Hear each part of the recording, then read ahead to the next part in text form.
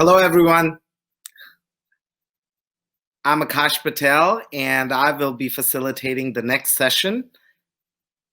The next session is how to connect your students with the world while being isolated from it. So I'm the lead facilitator. I'm looking forward to introducing our three mystery guests that you will have the opportunity of speaking with in the next few seconds from now. So we have three very exciting speakers from three different parts of the globe. Your task is to find out where they're from. We're going to use the target language English. We're going to ask them questions in English to find out where they're from. I would like for you to brainstorm open-ended questions about culture, food, currency, colors of flag, national anthem, national bird, anything that comes to your mind and your imagination when you can think of a mystery person. Where is the mystery person from?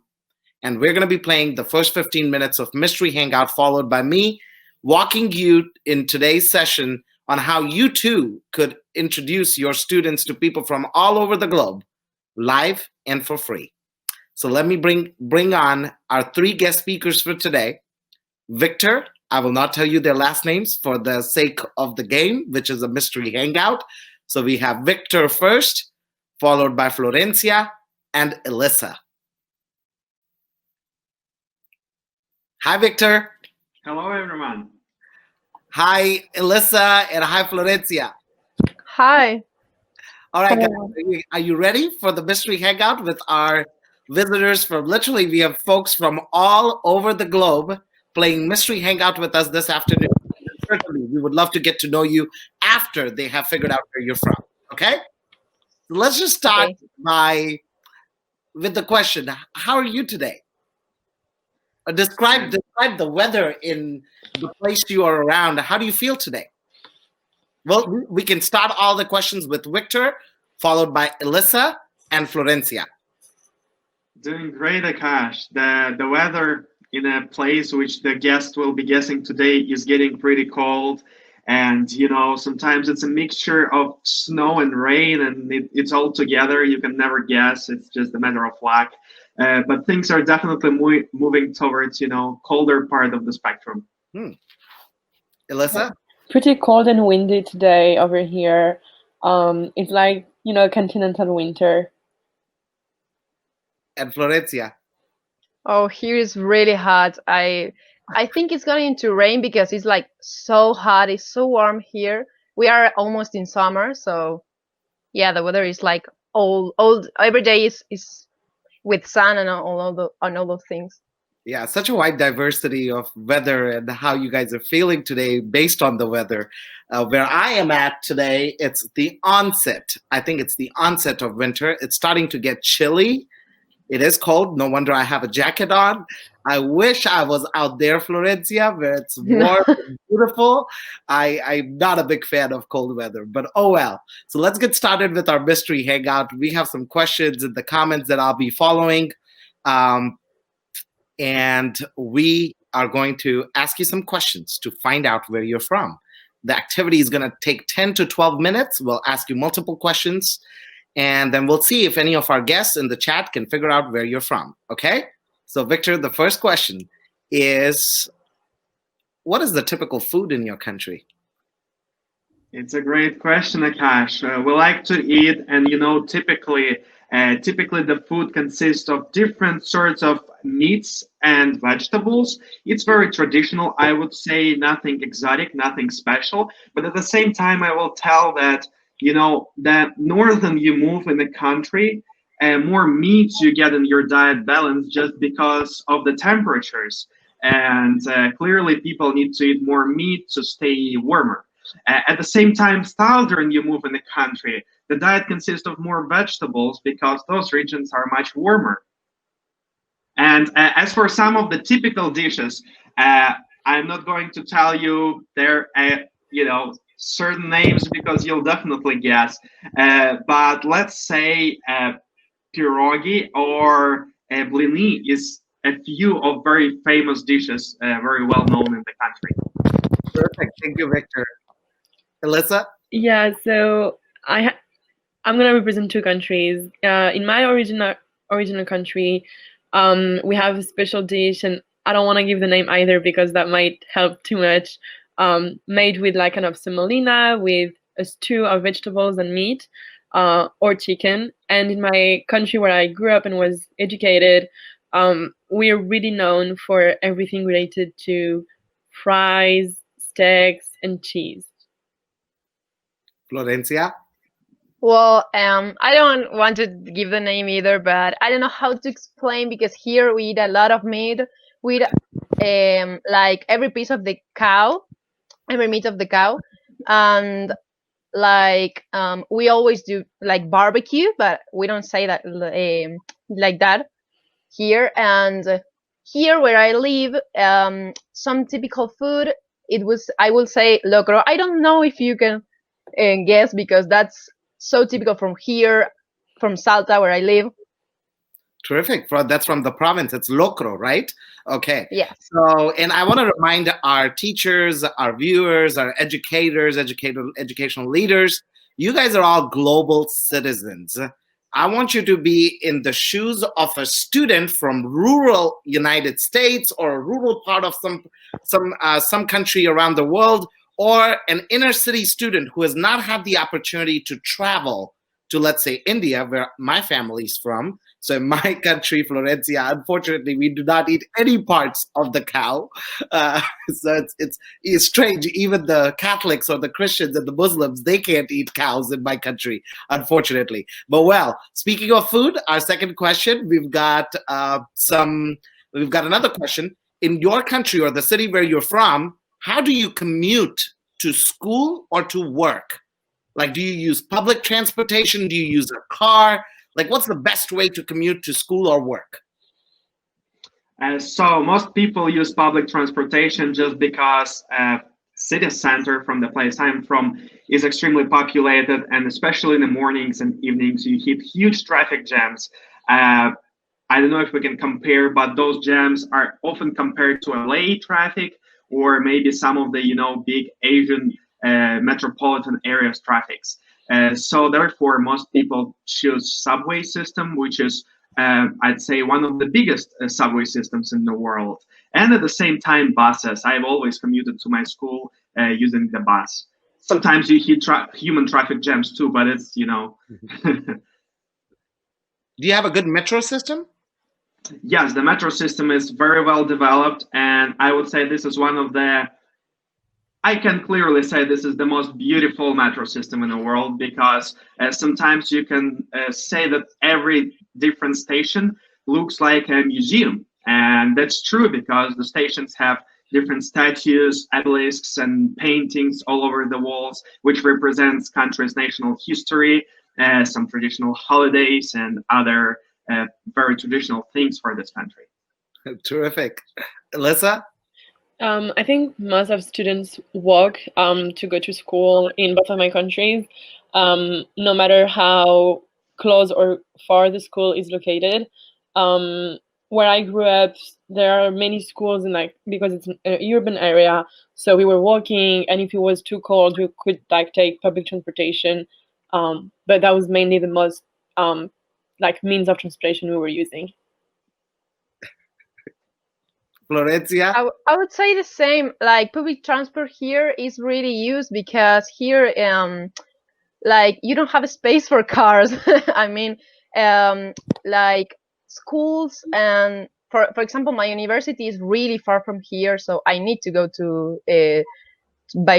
college by bus, by the public transport.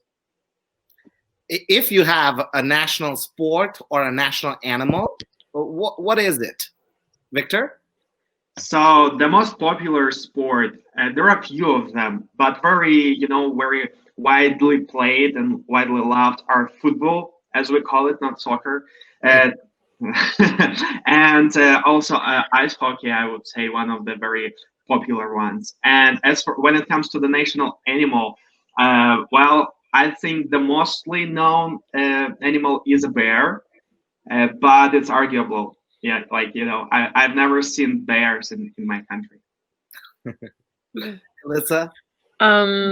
So regarding animals, in my home country, that would be a little small fox from the desert that we call the finnick. In when I grew up, that would be the roster, and that's also the symbol of our soccer or like football national team. And I second Victor on what he said. This is football, and this is the sport that is maybe the most popular in both of my countries.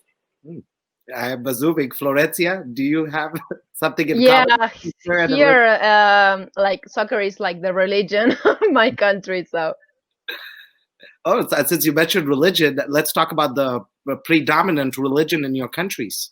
Victor? Yes, so most of my country is Christian, but as I mentioned before, it's not a small country. So depending on different regions, you can have different religions. For example, southern regions can be Muslim. Alyssa?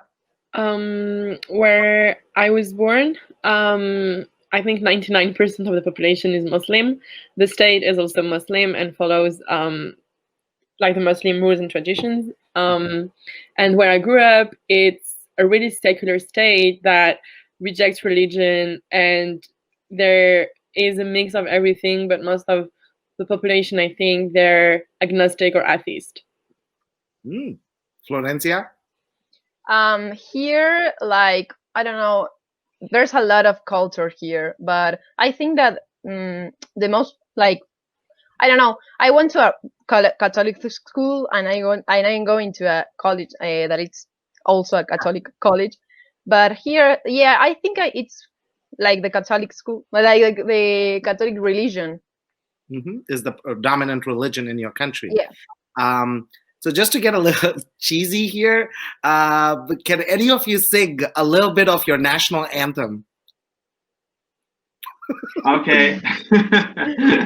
Do you want just the music or lyrics? You could do either one. I could care less. You know, you could. Okay. I'll do lyrics just not the lyrics of the music, just because the language might give it out. Okay, I'm sorry. This is gonna be terrible.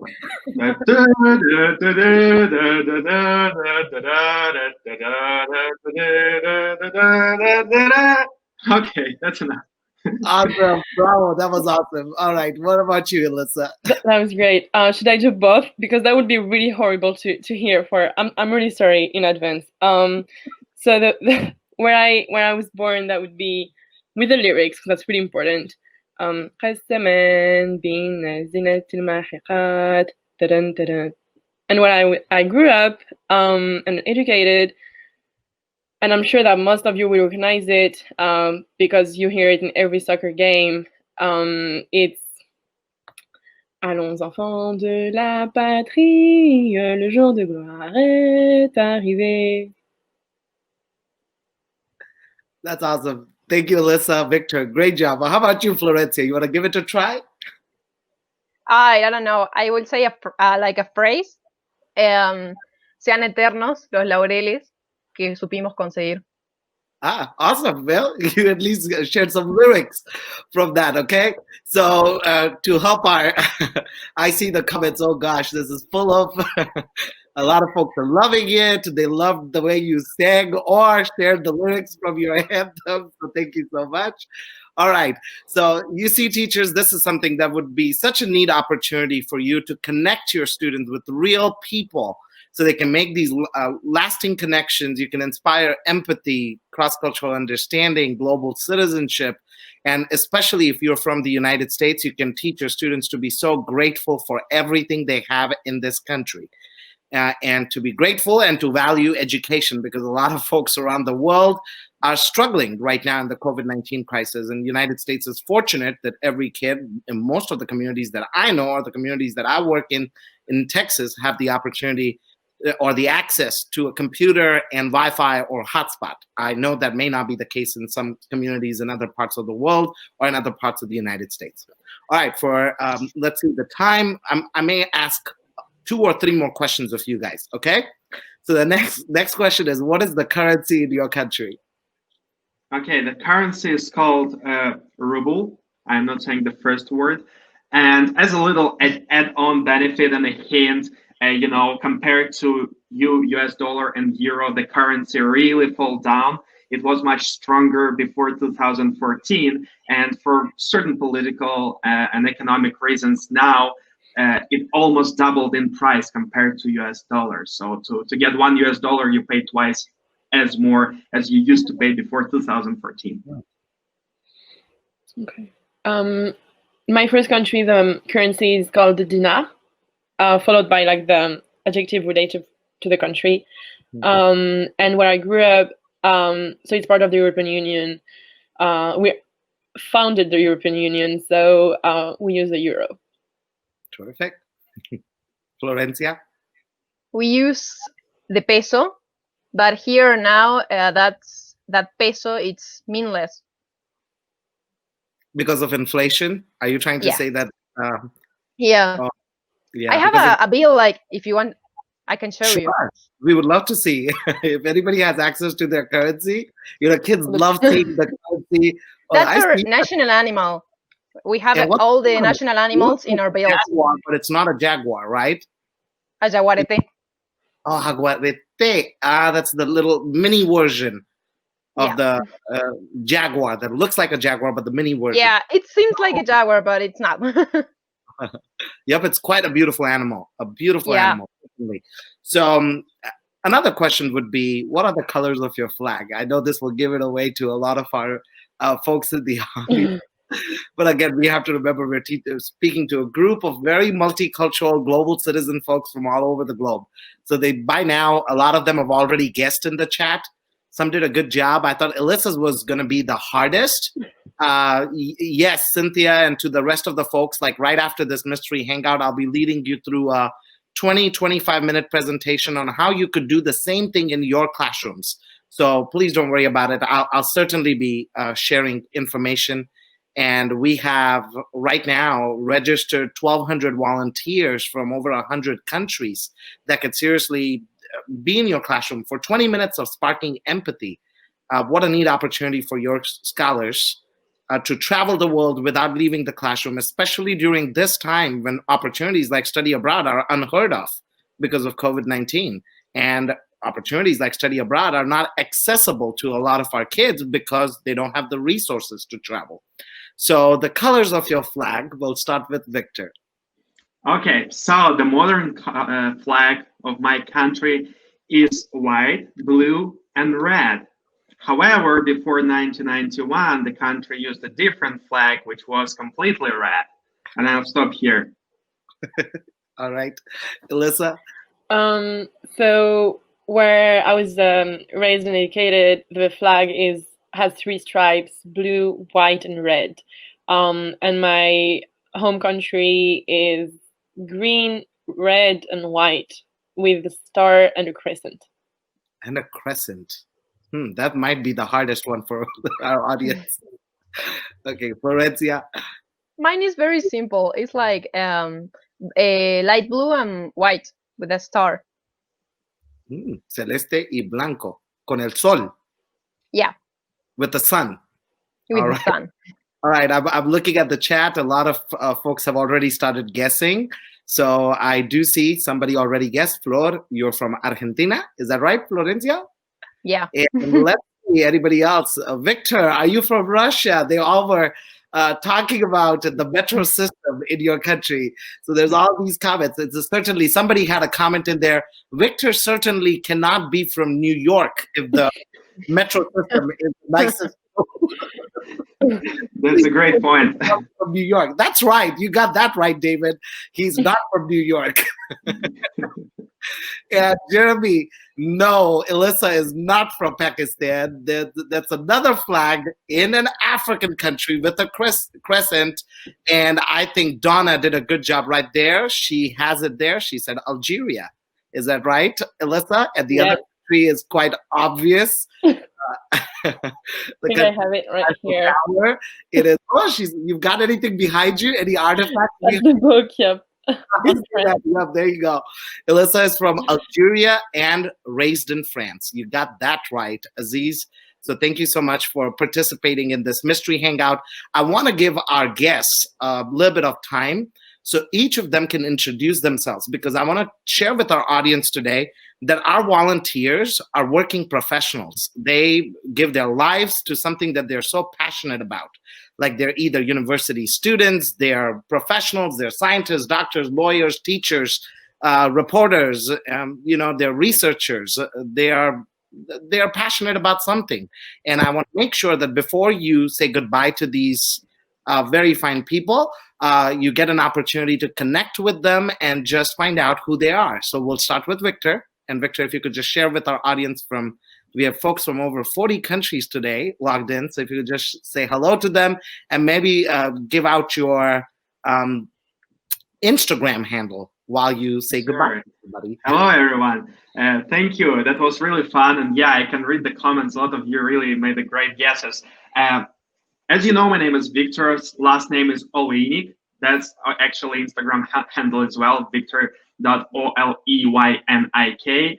I currently study at Arizona State University, but I'm from Moscow, Russia. I moved from there several years ago because my background is in journalism. I've been practicing investigative journalism, and my team launched a project called bewareofthem.org to expose human rights violations and government-led activity against civil society. We've been exposing individuals who are engaged in civil rights violations in the country, and I'm currently living in the US because I'm on political asylum. I miss Moscow and our beautiful subway a lot, but at the same time, I love America and currently lead research on hybrid warfare and disinformation. Thank you. And Victor has joined several of our classes in the United States, even in Mexico, I believe, teaching students about, like, playing mystery hangout with them, just spending some time teaching them a little bit about his work. So as you see, Victor is a very inspiring person himself, who has dedicated his life to investigative journalism and reporting on human rights violations in his country, Russia. Thank you, Akash. Additionally, I'll be launching my courses on Russian history soon here at ASU. So if any of you are interested, I think they will be publicly available. And please reach out to me. I'll give you more details. Terrific, Victor. Thank you. Alyssa? Yeah, thank you very much for today and for everyone who's watching. I'm Elisa Yami. I'm a PhD student in political science at Temple University in Philadelphia. So I moved from Algeria when I was a kid to go to France, and I moved again last year to come to the US and study.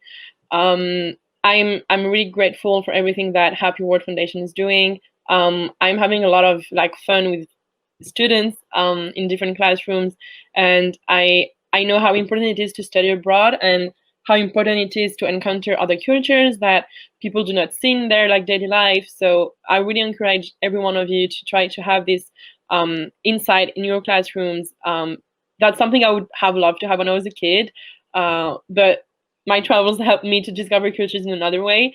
But that's really important to just sensitize young people from their very young age. So thank you for that, Akash. No, thank you, Alyssa, for all the work that you, Victor, Florencia do in classrooms. So we appreciate you, because I usually refer to you guys as the John Lennons of our nonprofit, folks who go around believing in a world without borders, in the sense that in a world where children can live happily, meeting folks from all around the globe and dream bigger. Someday dream to be an investigative journalist. Someday dream to get a Fulbright scholarship like you have, Alyssa, to travel from your country to the United States. So we're also inspiring students to dream big through these activities. So thank you, Alyssa. Florencia? Well, thank you all for watching. I'm sorry if I can speak a lot, because here we have I don't know how to say, we are in our final exams, so I'm really stressed. But yeah, I love my country. I'm in college. I'm studying international relations in Universidad Católica de Salta, and I really, really love my city. Because it's so full of nature and animals, and it's also I don't know, you have a lot of freedom. You have a lot of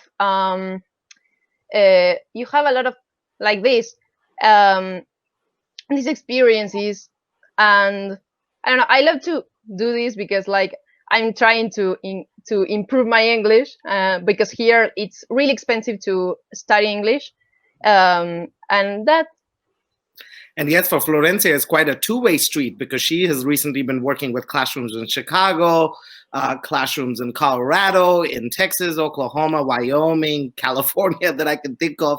So not only is she teaching them Spanish, but she's also learning English. And Florencia happens to be a twin. She has a twin sister. And both the twins, and I'll tell you why twins are important to us in a little bit once we bid adieu to Victor, Alyssa, and Florencia and carry on with our presentation. So I'll tell you why these twins matter to us so much, like Florencia and her sister Agustina, and other twins that volunteer for our nonprofit. So from the bottom of my heart and from our audience from all over the globe, please accept my appreciation, my genuine appreciation for the work that you guys do to educate children during the pandemic, especially during the pandemic. You've been doing this before the pandemic. So I just want to, thank the three of you for taking your time today and joined us in our studio. So I hope you have a fantastic rest of your day. And before you leave, I'm going to grab a quick screenshot with you guys. So the count of 3, 2, and terrific. All right, guys, y'all take care and have a great day. I'll carry on with a little bit of professional development with the audience for another 20, 30 minutes, and I'll talk to you soon. Thank you. Take care, everyone. Thank you. Bye, guys. All right, everybody. So I'm looking forward to your comments. I'll be just walking you really briefly and quickly through our journey in the next 20, 25-ish minutes, sharing a little bit about the work that we do. So I'm about to share my screen. And yes, thank you. Absolutely. Thank you to all these people who, so yes, there we go. So I'm going to share with you a little bit today about our nonprofit and about how you could bring these experiences into your classroom. So please, I know you see the website here, happyworldfoundation.us. The website, once you go on the website, it's probably going to say, hey, we're coming soon because we're getting a brand new website this weekend. So if you don't get access to the website, please go to our Facebook page, go to our Twitter page, go to our Instagram page, which is going to be in the last slide of our presentation right now. So please go to those 3 platforms and just send us a DM. What I mean by a DM is a direct message. Follow us, send us a direct message, be like, hey, I teach Spanish. Hey, I teach English in Syria, or I teach English in India. And I would love to connect with somebody from Russia. Or I would love to connect with somebody from Lesotho and Swaziland or from any other part of the world. And we will make that happen for you. So please look our nonprofit up, Happy World Foundation, Inc., on Instagram, on Facebook. You will see the handles in just a few minutes when I end the presentation on the last slide. The website currently, you will not see it until this weekend. It will just say coming soon because we're getting a brand new website that is so teacher friendly. So I want to walk you quickly through our journey. I am a twin, and I came to the United States, just like Alyssa, to pursue a higher education in 2009 to become a nuclear engineer. But I did end up becoming a nuclear engineer. I quit that pursuit of an engineering degree and ran off to Oklahoma with my twin brother against our parents' wishes and against, we gave up a full ride scholarship we had at Iowa State University, and we moved to Oklahoma not knowing what we wanted to do. So we went to Oklahoma City Community College to pursue an associate's. I got my associate's in liberal studies, got a bachelor's degree in education and a master's in education, and ended up deciding to become a teacher, while my brother became a businessman, and he got his degree in business. In 2009, when we moved, we had such stereotypes of Oklahoma because we had never been to Oklahoma. We thought when we get to Oklahoma, we're going to be seeing cowboys and teepees.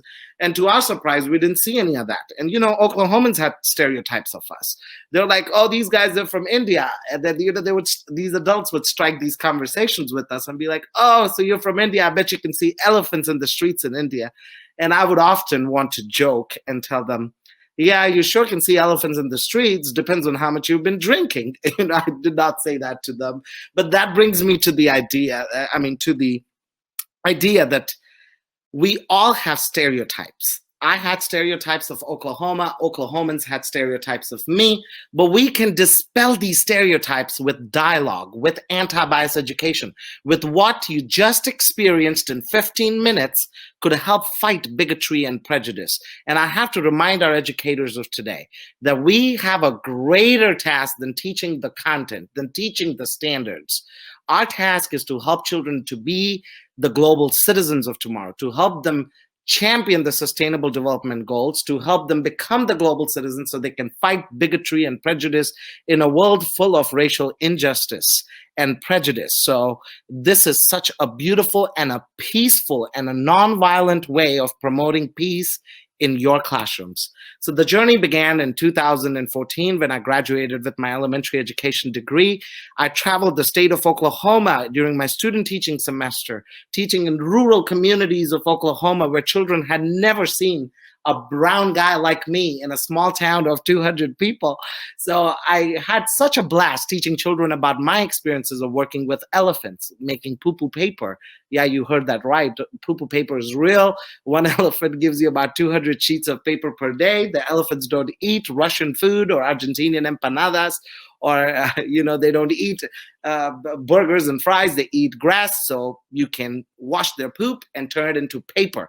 So I taught communities all across my state about my experiences because I was a global citizen privileged enough to have traveled to other countries. So I took those experiences, turned them into interdisciplinary lessons. As you can see here, students learned how to extract the DNA of elephants to study poaching patterns, to students learning about the conservation of sea turtles, on how my experiences of working with sea turtles in Costa Rica, Sri Lanka, and India, and learning about the science behind them. So when I shared these experiences, I saw the spark in the eyes of the kids, but I was like, wow, I'm only working with a couple hundred kids. What can I do to reach thousands of kids with my same message? I was like, I could do something. I could start with my student teaching classroom, invite my friends from all of these countries that I have traveled to, and have my friends video call these students so my students can, without leaving their classroom, have an experience of Russia, have an experience of Malaysia, have an experience of Kenya. So that's what we did. We founded Global Connect, a database which started with a few hundred of my friends from Facebook, Instagram, Twitter, and Snapchat, and now has turned into a database of over 1,200 volunteers from 100 countries that Skype, video call, Zoom call, Adobe Connect, name the platform. Our volunteers can use them all and teach your students live and for free about their countries. So here's my first experience in my first elementary classroom in Oklahoma City. My students are with their maps. They were trying to ask questions. Are you north or south of the equator? Are you close to the Pacific Ocean, the Atlantic Ocean? And there they were talking to a group of orphans from India, as you can see in the top left picture. And the orphans performed an Indian dance. And then the kids were like, why don't we do something American for them? And back in the day, we did the Harlem Shake. And so to the right, we've got 3 individuals from Latin America, from Brazil, from Venezuela, Ecuador, from a local university in Rio. And they came and connected with the students, teaching them about their robotics, facilitating my robotics unit, and at the same time teaching them about the geography and the culture of their beautiful nations. So you see this live global citizenship happening in action. Students would have funny, funky questions like, hey, do you guys drink cow milk? And the people are like, no, we don't drink cow milk. We drink milk from water buffaloes. And kids have never seen water buffaloes in the United States, especially in some parts of this country. So they'll go, ew, how could you drink water buffalo milk? So I'm just sharing some of the many encounters that our students have had. And I want to emphasize 2 things here. One, which I mentioned earlier, empathy, the importance of empathy. Like in our American system, especially me being an immigrant coming from a third world country with limited resources, when I came here and I saw the amount of waste, the amount of neglect, and the amount of disregard for the resources that the students had, I said I had to do something. I had to connect them with students from Bangladesh, from India, from remote parts that had to walk for 45 minutes to make it to an audiovisual room so they could talk to their peers in the United States. So they would walk all of this distance, and my students would ask me, Mr. Patel, why do they have to walk all of this distance? Well, they've got to walk because they live distant places and they don't have access to public transportation, or even if they do, they don't have the money to use public transportation. So students automatically, I could see a transformation in their behavior, in the way they handled the resources in my classroom. So it was beautiful transformation that was led through the inspirational empathy that came out of the calls in my classroom. So students would ask, why, Mr. Patel, do they not have anything on their walls? And I would have to often tell them they don't have anything because they don't have the resources for the same. We also have in our database authors, bilingual, monolingual, authors from Alaska, from Peru, from different parts of the world that can come and talk to your students about their experiences or read books to the kids in a 30-minute video call. They can take them on field trips, or this young man who's an actor with the Nepalese film industry, showing the students a little bit about a profession that not very many students tend to choose in their lives. So we also tend to connect classrooms with classrooms. Like you can see here, a classroom in Auckland, New Zealand, connecting with classroom in Oklahoma City. Both the students on both the sides have got their maps, and they're trying to figure out. There's my student Riley asking a question. Hey, what's the currency they use in your country? What time is it right now? Do y'all use social media? Like, you just want your students to ask whatever question. It doesn't matter as long as they're using the target language if you're in a language classroom. So you'll be happy if they asked anything. I just let my students have the freedom as long as it's appropriate to ask appropriate questions. Now, often our students can also make jokes and be not so kind. So it's teachable moments like these, like in 2015 when we had an outbreak of Ebola and an outbreak of Zika virus. I brought in a doctor from Brazil and a social entrepreneur from Liberia who could talk to the students about the tragedy of these two diseases. And my students automatically empathized, and they were like, wow, Mr. Patel, we did not know how bad this was, and we certainly want to do something to help the folks out and help these countries out of their pandemics, of these outbreaks. That's a bilingual author from Peru, one of the many authors we feature at our nonprofit. As the CEO of Community Recycling, a large organization in the United States that I'm going to briefly tell you a little bit about, and then I will start towards the other programs and conclude my remarks for today and leave some time for some questions. So this story is about a Title I classroom, my classroom in Oklahoma City, where kids don't have many resources themselves. But the CEO of a large recycling company reached out to us, and he's like, hey, I want to come talk to your students about what I do. So the students were like, wow, what an amazing job you do. What can I do to help you? So Bella's like, what can I do? So the guy's like, I'm going to send you a box with shipping paid for. Throw in your old clothes, your old shoes, anything that's gently used, and send it back to us. We sent it back, and a month later, he calls us, and he's like, Bella, look at your shoes. They're going to Sudan. Or Alexis, look at your shirt. They're going to the Philippines. So for the first time, my students at a Title I school had realized that you don't have to be rich to make a difference in someone's life, that we can all make a beautiful difference in someone's life. And that was a lesson in giving that my students learned through one of these many video calls that they had. They spoke to the students of Kiribati, tiny atolls in the Pacific Ocean that are being flooded because of global climate change. The next morning, I had reflections from students. They had a picture of their bed, and they're like, Mr. Patel, I don't have much money, but I think I can share my bed with one of these climate refugees. They had never heard the word refugees before they met the children from Kiribati. That's a visitor from the Kingdom of Bhutan, the only country on earth that measures GDH, or gross domestic happiness, of their citizens. It used to be a monarchy. Now it's a constitutional democracy. It used to be a constitutional monarchy. The monarch has decided he wants to give the people the right to pick their leader. And this is also one of the very untouched, beautiful countries, the last country on earth to introduce television. And when they introduced television, you know exactly what happened. They saw spikes in crime. So I was like, they would have been better off without the TV. So we started piloting the program in community colleges across the country, in school districts. And then now we serve classrooms all across the United States. In Exploring Languages classrooms, where we introduce people from Vietnam, Cambodia, from African nations, European nations, Latin American nations, just so kids could experience the globe and be like, hey, I met this person from here, from here, from here. And this is the language they speak there. And when I go to high school, I want to learn Vietnamese. Or when I go to high school, I want to learn German or French, and not just the traditional Spanish or any other language that's being offered in their school district.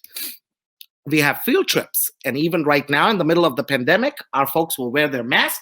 They'll walk you around a beautiful historic city of Colombia or a beautiful national park in the United States. Like we have forest rangers at the Yellowstone National Park that will show you around the national park, or a zoo, or a fire station, or a police station.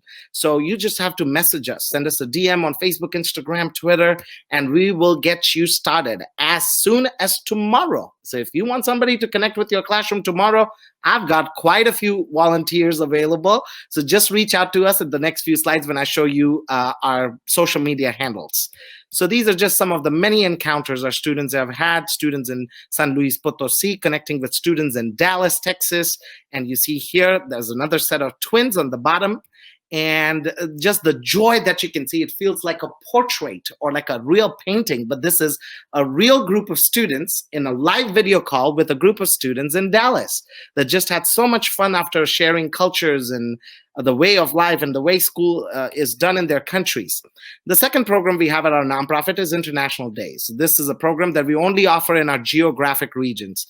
The program that you just saw, we offer it in any state in the United States or any country around the world. So if you're joining us tonight from a different country, please feel free to message us. We would love to connect you with a classroom in the United States or from Argentina, from Chile, from South Africa. We would be honored to do that. This program is only for our geographic regions of Texas and Oklahoma, but it's on hold. As you can see, with COVID-19, we cannot bring in volunteers, but this program connected students with real humans in the classroom who would take their flags, take their food, take their cultures, take their dances, and just spend a full day of multicultural learning and exchanges with the students, forming long-lasting relationships and being mentors of color for our at-risk youth in inner cities across the 2 states. So that's our other program that we offer. They play multicultural games.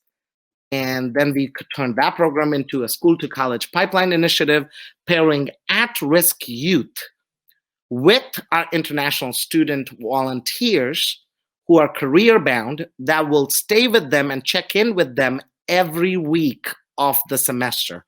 So a very successful program that led to, we have currently a group of researchers from the University of Arkansas conducting research on our school to college pipeline initiative to see what kind of an impact did putting mentors of colors with at-risk youth have on their dropout rates in high school.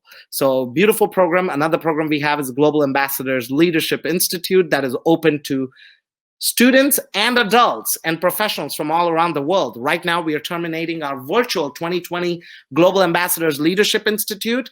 So if you want to become a global ambassador, just like what it sounds right here, if you want a scholarship to turn your great idea into a nonprofit organization, please go to our website and apply for our Global Ambassadors Leadership Institute. Many of our ambassadors were served as delegates to the UN, have served as delegates to different international conferences around the world, have turned their projects into nonprofit organizations. So look into the program, a great scholarship initiative that would certainly look good for you regardless of your age. We accept participants from all age groups, professionals, or young college or high school students. Professional development is what I'm currently offering to you guys, training teachers on how they could use our platforms. So in the first picture in the top, you can see our 2 volunteers from Brazil joined in with a group of teachers, and they told them exactly how they feel participating into a classroom. And that's why I wanted to walk my talk. And that's why I brought in volunteers that actually serve our classrooms to show you guys how the calls worked. So I showed you at the beginning of this classroom, and now I'm going to lead you into how you can schedule your first call. And I hope several of you will send us a message and schedule a call as soon as tomorrow or as soon as next week before kids are out for the winter break or for Christmas break. So these are several of our classrooms, from university classrooms to high schools to middle schools to preschools that are also connecting with volunteers from all over the globe. So this is pre-pandemic. In the pandemic, we have several classrooms on Zoom, but due to privacy reasons and due to not having permissions for some students, I'm not sharing any of the pictures of the Zoom screens because, again, in these pictures, we've got the permissions to display these pictures. We also connect students from other countries with folks in the United States or Canada or Mexico. So this is Linda with the Global Seal of Biliteracy, as you can see in the bottom right. with the Global Seal, she mystery hung out with a classroom in Turkey. So what a neat connection. I'm speaking at her conference. And for the work we do, we've been honored by several organizations locally, regionally, nationally, internationally. That's me and my twin brother. That's the president of the American Council on the Teaching of Foreign Languages in our other program that we host at our nonprofit, where we honored another supporter of the Global Seal, David Bong, with the Global Citizen Award, who happens to join us today. And that's a program that helps us raise money for our programs at the nonprofit. And I believe, there we go. So we also have a mini grants and scholarships program that offers scholarships, and it's based on a grants proposal, and it's competitive, so anybody can apply for our grants, and you can receive anywhere from $500 to a few $1,000s for fulfilling your projects. We have supported projects in Africa, Asia, South America, Europe, almost every continent that I can think of except for Antarctica. So please consider applying for a grant. And lastly, I'm going to leave you with this. I'm a Spanish teacher right now in Dallas, Texas. So I learned Spanish in the year 2011 when I was in college, undecided, not knowing what I wanted to do with my life. So I decided, just like every other young person, to go on a trip to, like, a lot of young people want to go to South Padre Islands for spring break, or they want to go to Cancun, Mexico. I wanted to go to the Dominican Republic and make a difference, not just party it up like a whole bunch of young college students. So I was like, I'm going to go make a difference. But I was like, I don't speak the language of the country. What am I going to do? So I used Google Translate, the worst resource you could ever use, to type up a letter telling the strangers that, hey, I've got experiences working with elephants and sea turtles, and I would love to share my Indian culture with your students. And I sent that letter to 50 random people on Facebook, or to people who looked like they were professionals, who looked like they had great jobs. I sent them a letter saying, I want to come to your country and I need an internship. And nobody responded to this silly guy except for one person, the chief of staff of the First Lady of the Dominican Republic, who responded and said, Mr. Patel, the letter you sent me is grammatically incorrect. And I was like, ha. Of course, I know it's grammatically incorrect because I use Google Translate. And he started laughing and he's like, Mr. Patel, I love your energy and I would love to bring you to my country so you can share with our students. And I'm going to give you an internship, pay you $300, give you housing, and you're going to go around our juvenile detentions. You're going to go around our public and private schools. You're going to work with the First Lady's social projects, work with her programs for the orphans, and you're going to teach our kids about your culture and your experiences. So they provided me a full-time interpreter for that 3 weeks I was in their country.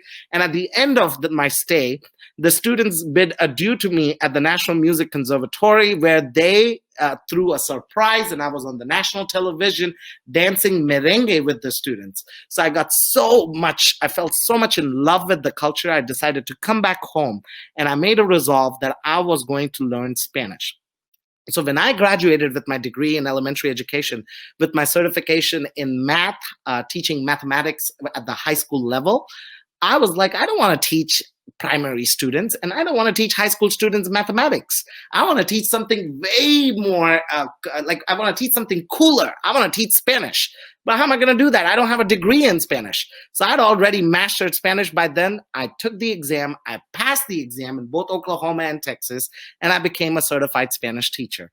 And little did I know that my experience in 2011 would take me to a beautiful and incredibly inspiring ceremony 7 years later in March 2018, when I was a finalist out of 30,000 teachers, the top 50 for $1 million teacher prize. While I did not win the $1 million, I won multiple trips to this ceremony over the years to Dubai to connect with heads of state, to connect with Hollywood and Bollywood actors and actresses. But the coolest experience I had was under a palm tree in 2018 when I became a finalist.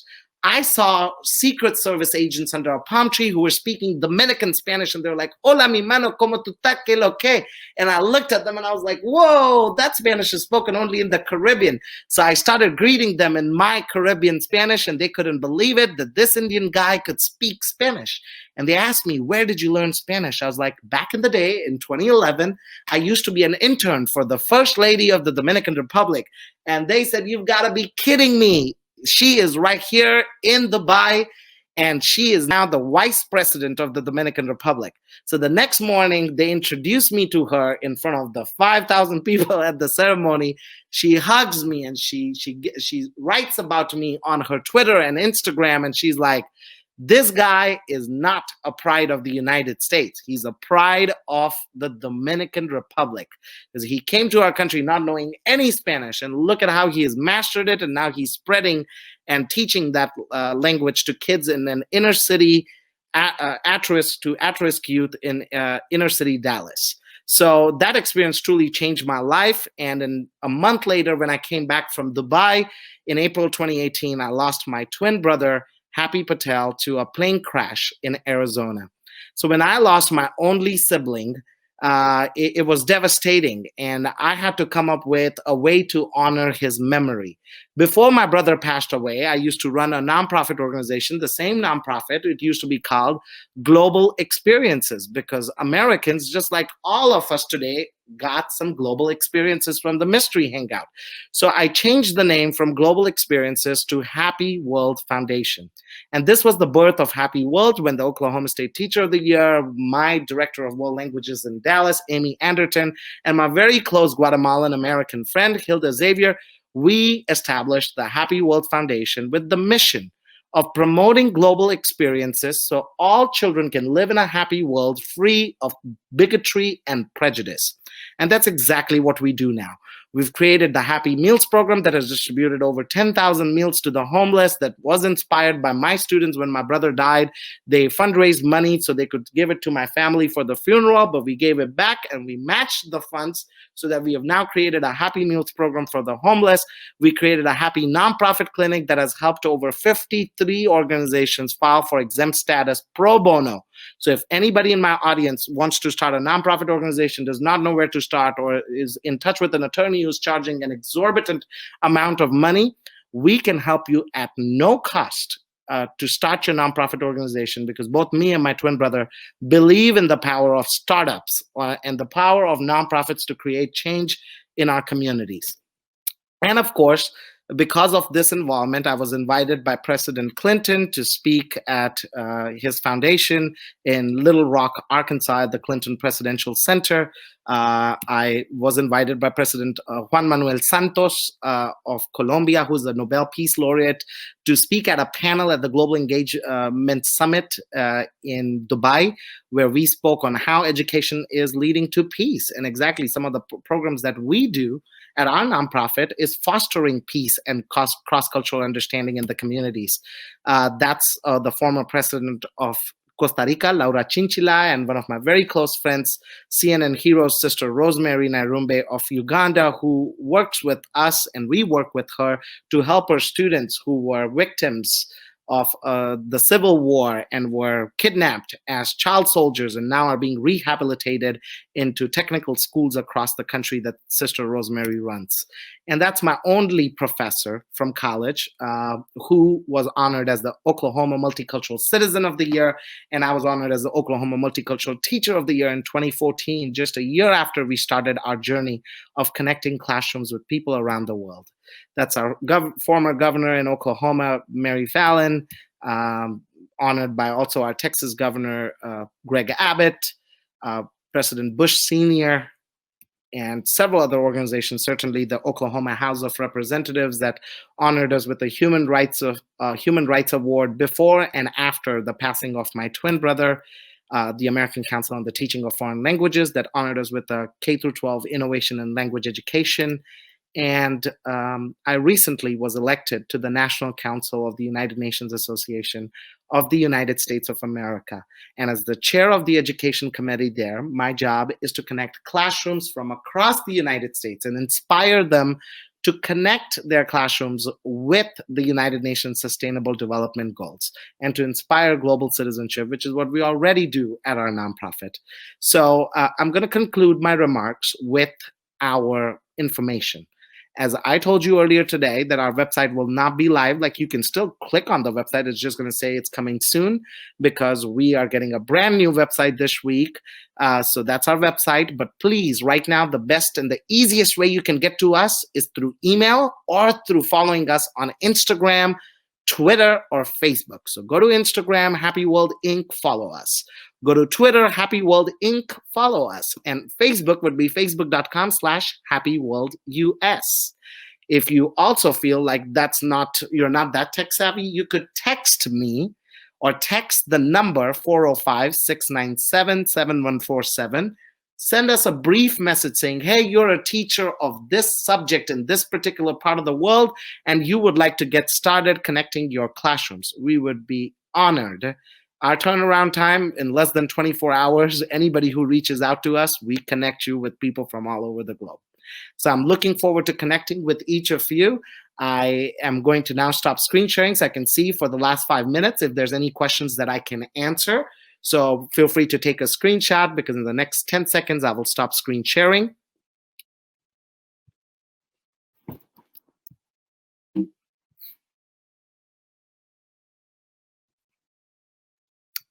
All right, so I'll just look at the chat now, and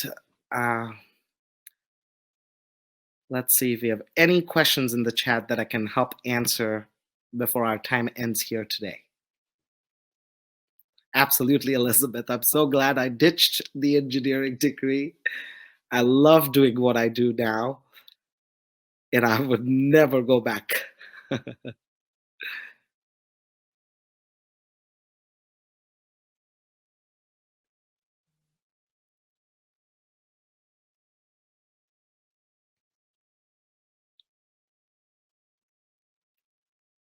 Donna, I see the link in the chat. You could just reach out to us via email right now. That would be the easiest way.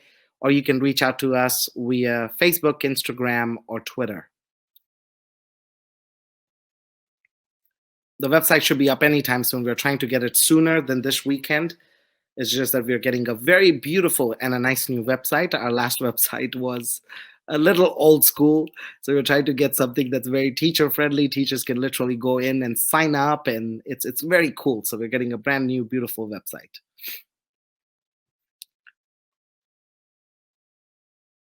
All right, it looks like if we don't have any other questions, we will conclude our session.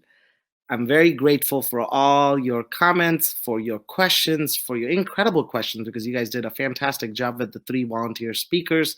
I appreciate that. And I just want to give a shout out to Linda and her team.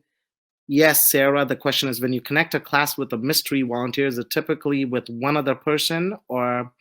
You know what? It depends on what your needs are and what we have available. Sometimes we may just have one person available. Sometimes we have multiple. Like right now, we have multiple volunteers available. So right now, if you would like to connect with somebody, I could literally connect your classroom with 3 people at the same time. David's question, what is the country that you have most of the partner schools located in? Right now, this summer, I spoke at the 4th International Congreso de Educación in Argentina. I had the opportunity of speaking to 100,000 teachers in Argentina. So such a large audience. We have pilot projects all over the country in Argentina, from preschools to university. We have so many folks out there, so we're very excited. It's like a very special relationship that we have between Argentina and the United States with our nonprofit in particular. As you worked with the local tribes in Oklahoma, are there any exchanges? Yes, Nick, absolutely. If you need somebody from the Cherokee, Choctaw, Chickasaw, Seminole, I mean, you name the tribe, we have lots of tribal partners. Like especially this week, we had several of our tribal partners sharing with classrooms in the United States what Thanksgiving means to them as Native Americans. So if you're looking for a Native perspective, those are tribal nations. They're sovereign nations. So that's also global citizenship in action. If you would like to connect with somebody from a tribal nation, just DM us, send us a direct message, and I'll be happy to make that happen. We have about 2 minutes left. So if any other questions I see in the chat, I'll be happy to answer them. But yes, Nick, please follow up and I'll be happy to make that happen with any tribe that you'll be interested in working with. Oh, you would love to connect your native tribe with our organization. We would love to have them. In fact, I would love to have them in my Discovering Languages class. You know, I'm also a full-time teacher apart from what we do at the nonprofit. I teach full-time Spanish, Exploring Languages in Dallas Independent School District. All right, terrific. If I see any other questions, or do you have projects or initiatives with rural schools in Colombia? Yes, Israel. We have plenty of partners in Colombia. Plenty of partners in several cities around Medellin, around Bogota, around Cartagena. We have plenty of partners. I mean, trust me, if there is one country that we do not work with, like let's say you come up with a random country that I've never heard of and we don't have a volunteer from. Let me tell you something. You just tell me that you want somebody from there. I send it out in a blast on our WhatsApp group for the volunteers, and they find me somebody from that country. So even though I may not know somebody from that particular country, we would love to get you somebody from that country through our many connections. So it's very easy for us to get to somebody that we may not have on our database right now. So I'm just trying to end with a message that the sky is the limit. I would never turn down a teacher who's like, I want to connect with somebody from Antarctica. We have made that happen. So if we can make Antarctica happen and somebody walking around with penguins with the kids, I think any country on earth is quite possible. So I appreciate your time, everybody. And I hope you have a fantastic rest of your week and the weekend. Thank you and have a good one.